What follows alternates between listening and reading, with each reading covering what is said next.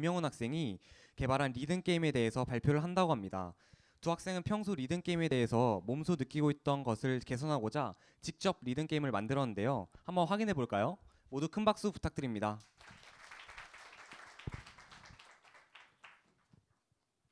안녕하세요.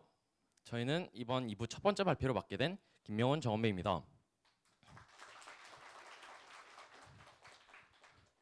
우선 발표를 시작하기 앞서 저희가 만든 프로그램에 대한 영상을 간단한 설명과 함께 시청하도록 하겠습니다. 저희는 이번 1인 연구를 통해 리듬 게임에서 장애물이 자동으로 생성되는 기능을 알고리즘으로 설계하고 이를 실제로 구현을 해보았습니다. 사용자가 자신이 원하는 음악을 직접 선택하여 게임을 실행하면 그 음악에 맞추어 장애물이 자동으로 생성되게 됩니다. 사용자는 이 네 방향에서 나오는 장애물들을 피하며 음악이 끝날 때까지 생존하는 것을 목표로 하게 됩니다. 지금 영상에서 보시다시피 음악에 맞추어 자동으로 장애물이 생성되는 것을 확인하실 수 있을 텐데요. 또한 저희는 이 기능뿐만 아니라 이러한 형태의 다른 게임들을 모방하여 장애물과 충돌할 시에 생명력이 감소하는 기능, 다른 장애물들과 또다시 충돌하지 않도록 무적이 되는 기능, 그리고 시간이 지날수록 점점 생명력이 회복되는 기능 또한 구현을 하였습니다.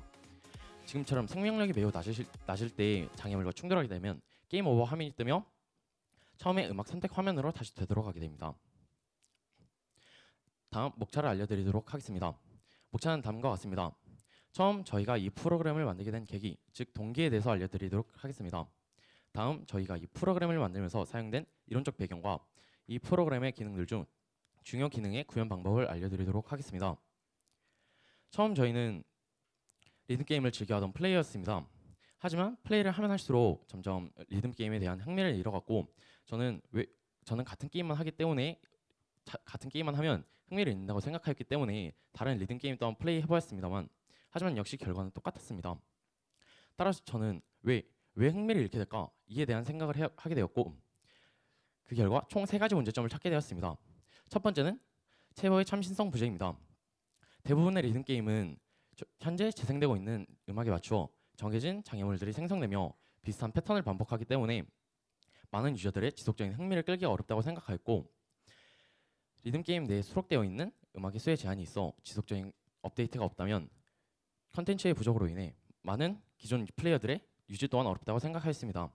또한 대부분의 플레이어는 자신이 원하는 음악을 플레이하고 싶어합니다.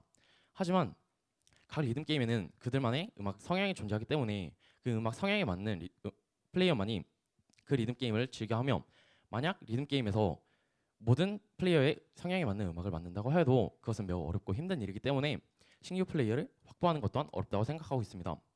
따라서 저희는 만약 사용자가 자신이 원하는 음악을 직접 선택하고 실시간으로 음악의 비트를 추출하여 그 음악의 비트에 맞게 장애물을 생성한다면 지금까지 말한 3가지 문제점을 다 해결할 수 있다고 생각했기 때문에 이 프로그램을 만들게 되었습니다. 이제 이론적 배경에 대해 설명해 드리겠습니다. 저희는 풀이의 변환이라는 이론을 통해 장애물 자동 생성 기능을 구현하는데요. 풀이의 변환이란 쉽게 말해서 신호를 주파수 영역으로 변환하는 과정을 말합니다. 일반적으로 어떠한 신호든지 주기적으로 반복되는 주기함수의 형태를 띠고 있다면 사인 함수나 코사인 함수 같이 기본적인 형태의 주기함수들의 합으로 나타내질 수 있습니다. 즉, 기본적인 형태의 주기함수들을 적절히 조합하면 어떠한 신호든지 만들 수 있다는 것이죠. 이를 역으로 한 신호를 기본적인 주기함수들로 분리하는 과정을 풀이의 변환이라고 합니다. 이때 분리된 주기함수들은 각각 고유한 주파수와 강도를 갖게 되는데 이를 통해 어떠한 주파수에서 얼마만큼의 강도를 갖는지 확인할 수 있습니다. 보다 쉬운 이해를 위해 그림을 통해 다시 한번 설명드리겠습니다. 주기함수의 형태를 갖는 신호는 풀이의 변환 과정을 통해 기본적인 형태의 주기함수들로 변형이 될 수 있습니다. 이를 통해 각각의 주파수에서 얼마만큼의 강도를 갖는지 확인할 수 있습니다. 저희는 유니티에서 자체적으로 지원하고 있는 getSpectrum data라는 함수를 이용하여 오디오 분석 기능을 구현하였는데요. 이를 통해 게임의 매 프레임마다 재생되고 있는 오디오 신호를 받아와 이를 총 1024개의 주파수 데이터로 분리한 뒤 이를 통해 비트를 추출하고 장애물을 자동으로 생성하게 됩니다.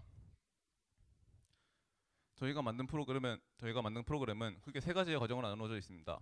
첫 번째는 오디오 신호를 분리하는 과정입니다. 앞서 말씀드렸던 getSpectrum 데이터 함수를 통해 추출한 1024개의 주파수 데이터를 다시 한번 64개의 큰 주파수 구간들로 나누게 됩니다. 이렇게 구간을 나누는 이유는 여러 개의 구간에서 각각 계산을 수행할 때 더욱더 정확한 계산 결과를 얻어낼 수 있기 때문입니다. 이렇게 구간을 나누고 난 다음으로는 오디오 신호에서 특징점을 추출합니다. 쉽게 말해 음악의 비트를 추출한다고 볼 수 있는데요. 각각의 구간에서 해당 시점의 각각의 구간에서 주파수 데이터들의 강도의 제곱의 총합을 순간 에너지라고 하고, 이를 최근의 순간 에너지들의 평균인 평균 에너지와 비교하여 순간 에너지가 평균 에너지보다 조금 더 크다면 이 시점을 해당 구간에서 오디오가 특징점을 갖는 시점으로 간주합니다. 본 영상은 오디오 신호에서 특징점을 추출한 결과를 보기 쉽게 비주얼라이저로 나타낸 영상인데요. 각각의 막대들은 오디오 신호 분리 과정에서 분리한 64개의 구간을 나타냅니다. 본 영상에서는 시각적으로 두드러지는 앞부분 32개의 구간만을 표시하였습니다. 본 영상에서 주목할 만한 점은 크게 두 가지가 있는데요. 첫 번째는 각 막대들의 높이로 해당 시점에서의 순간 에너지의 크기를 나타냅니다. 그리고 두 번째는 각 막대들의 색깔 변화로 오디오 신호에서 특징점을 추출했을 때 해당하는 구간의 막대가 노란색으로 반짝이게 됩니다. 마지막 과정은 장애물을 생성하는 과정입니다. 오디오 신호에서 특징점을 추출하여 얻은 특정한 시점에 랜덤한 방향에서 해당 시점의 순간 에너지의 크기와 비례하는 속도로 장애물을 생성합니다. 즉 비트에 맞추어 음악의 크기에 맞는 속도로 장애물을 생성하는 것이죠. 이상으로 발표를 마치겠습니다. 감사합니다.